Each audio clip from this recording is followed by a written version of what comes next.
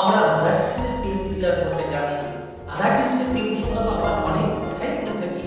দেবাদিদেব মহাদেবের প্রেমের যে কাহিনী, তার কমনা মহাদেব ও সতীর যে প্রেম কাহিনী বা মহাদেবের একদিকে যেমন শান্ত মূর্তির পরিচয় পাওয়া যায়, অপরদিকে কিন্তু তার উদ্ধারকর্মীর পরিচয় পাওয়া যায়। কারণ তাদের এই যে প্রেম, তাদের যে ভালোবাসা এমন এক পর্যায়ে পৌঁছেছিল যে সমস্ত সৃষ্টি, সমস্ত ব্রহ্মাণ্ড ধ্বংসের পথে এগিয়ে গিয়েছিল। দক্ষরাজ করুণা সরস্বতীকে মহাদেবের ভক্ত ছিল, মহাদেবের পুজো অর্চনা করতেন আর মহাদেবকে স্বামীর প্রার্থনা করতেন।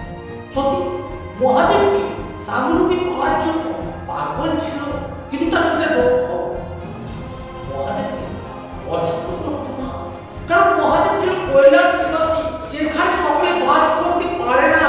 ও তার শরীরে ছাই বস্তুকে থাকে, গোলায় থাকে বাসুকের মতো তার পরিধান করে।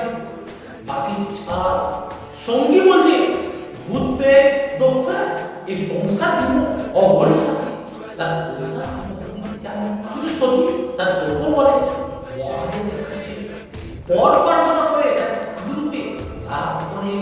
আর এই মহাদেবের সাথে সতীর বিবাহ দক্ষরাজ তার নিজের অপমান বলে মনে করে। তাই মহাদেবের প্রতি ভোগ তৈরি হওয়া দক্ষরাজ মহাদেবকে অপমান করার জন্য এক যজ্ঞের আয়োজন করে। যে যজ্ঞে সমস্ত সাধু সন্ত থেকে আরম্ভ করে সকল দেবতাগণ আমন্ত্রিত ছিল। কেবলমাত্র আমন্ত্রিত ছিল না, নিজ কন্যা সতী ও দেবাদিদেব মহাদেব। এই যজ্ঞের কথা জানলো মহাদেব, তবে রাগ করেনি। সতী যখন যজ্ঞের দিনে তার পিতার গৃহ যাওয়ার মনোনিবেশ করে ও মহাদেবকে যেতে বলে, মহাদেব তখন বলে বিনা নিমন্ত্রণে গুরু গৃহ যেতে নেই। সতী বলে পিতার গৃহ অর্থাৎ আমি যদি দোষ নেই, এই ভেবে সতী চলে আসে তার পিতার গৃহ।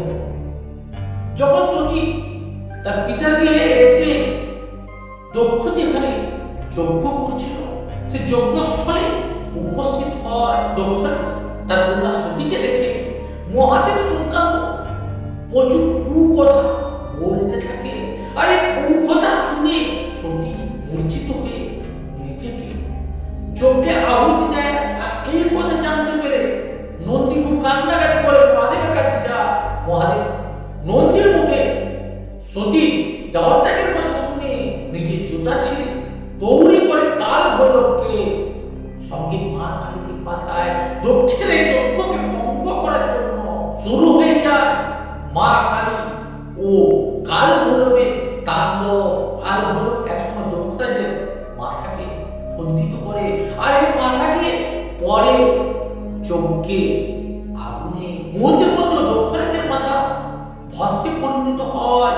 এই দেখে দক্ষরাজের অর্ধাঙ্গিনী খুব কান্নাকাটি করতে থাকে, মহাদেবের কাছে ক্ষমা প্রার্থনা করতে থাকে। মহাদেব ভক্তের ডাকে সর্বদাই আসে।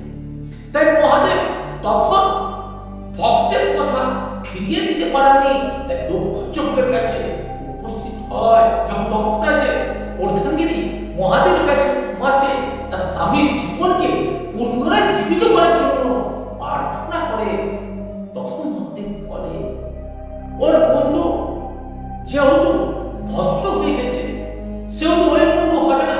তখন একটি ছাগলকে বলিদান দেওয়া হয় এবং সেই মুন্ডুকে দক্ষরাজের মুন্ডুর জায়গায় লাগায়। মহাদেব স্বয়ং মহামৃত্যুঞ্জয় মন্ত্র পাঠ করে দক্ষরাজকে পুনরায় জীবিত করে।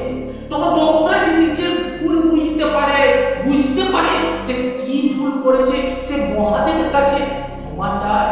তখন মহাদেব সতী দেহকে নিজের কাঁধে তুলে নিয়ে সমস্ত ব্রহ্মাণ্ড বেড়াতে থাকে। শুরু হয়ে যায় নৃত্য, আর এই নৃত্যের তালে সমস্ত ব্রহ্মাণ্ড কাঁপতে থাকে। ভগবান বিষ্ণু দেখলো এইভাবে মহাদেব চলতে থাকলে তাহলে ব্রহ্মাণ্ড মুহূর্তের মধ্যে ধ্বংস হয়ে যাবে।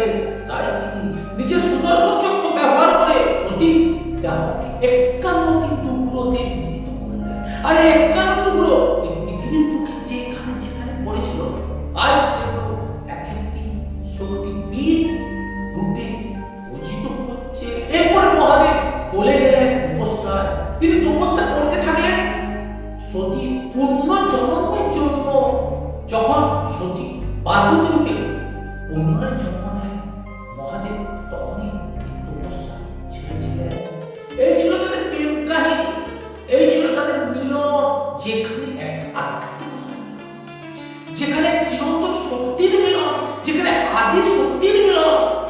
এই আদি